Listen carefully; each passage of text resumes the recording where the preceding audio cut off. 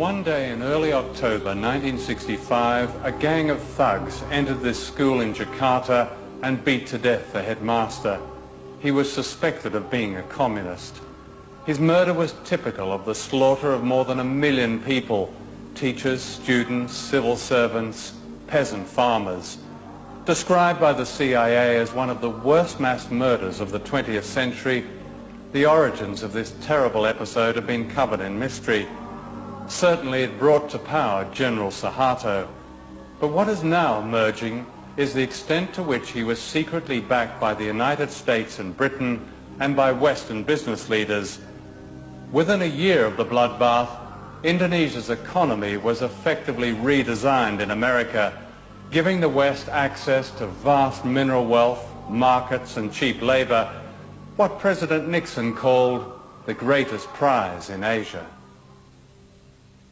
To Western business, the great value of General Soeharto was that he succeeded in getting rid of the founder of modern Indonesia, Ahmed Soekarno, a nationalist who believed in economic independence for his people. He kept the great Western corporations out of Indonesia and threw out their agents, the World Bank and the International Monetary Fund. It was only when one of his generals, Soeharto, seized power that the door was open to Asia's greatest prize. When the Suharto regime came in after the putsch, they were able to make a lot of the fact that they were calling the IMF and the World Bank back in. They were going to rescue them, you see, and British propaganda in particular made a lot of this. You know, the IMF was decent, and it was going to bring order, and everything was going to be lovely in the Indonesian garden.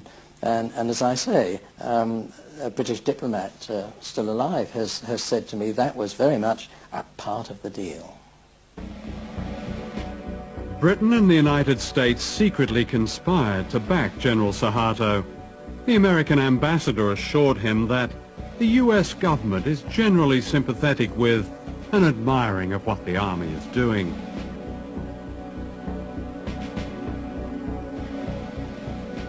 Thousands were rounded up. What was not known at the time was later revealed by American officials. The CIA had supplied a list of 5,000 opponents to be assassinated, and embassy officials ticked off their names as they were murdered. The British ambassador recommended a little shooting as an essential preliminary to effective change. In the first few days, the British sources in particular purported not really to know what was going on. Of course they knew what was happening. I mean, there were bodies being washed up on the lawn of the British consulate in Surabaya. There were bodies floating all over the Malacca Strait and so forth. A man called Hadi Broto, a lieutenant colonel or something, was anxious to take some troops, Indonesian troops, from the east coast of Sumatra, from the northeast coast of Sumatra, to east and central Java, so that they could take part in what we now know was this terrible Holocaust, really. He found a Panamanian ship, and the ship sailed with troops down the Malacca Strait, escorted by 2 British warships. So the British were directly involved in, as what you describe as a Holocaust? Well, I would count that some sort of involvement, wouldn't you? The American press reported these events not as a crime against humanity, but in terms of their economic advantage to the West. Time magazine called them vengeance with a smile, and the West's best news for years. Others described a gleam of light in Asia. The seeds of globalization were planted in the bloodbath.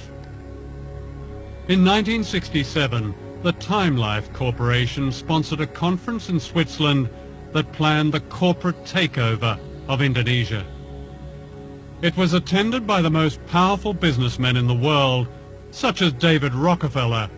The giants of Western capitalism were represented: the oil companies, the banks, General Motors, British Leyland, ICI, British American Tobacco, Lehman Brothers, American Express, Siemens.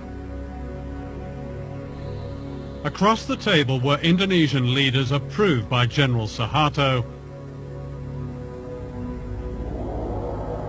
For Western business, it was the start of the gold rush which later became known as globalization. No one mentioned the killing of 1 million people.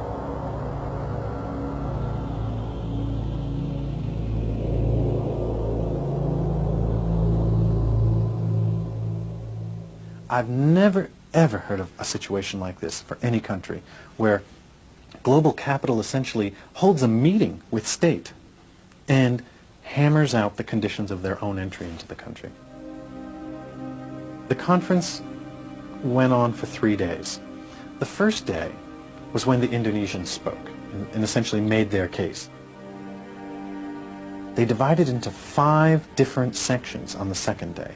Sectoral meetings, mining in one room, food services, light industry in another, banking and finance in another, Chase Manhattan was there, and simultaneously they hammered out policies that were going to be acceptable to these global investors on a sector-by-sector basis, with each of the people going around the table saying, this is what we need to see, this, and they basically designed the legal infrastructure for investment in Indonesia.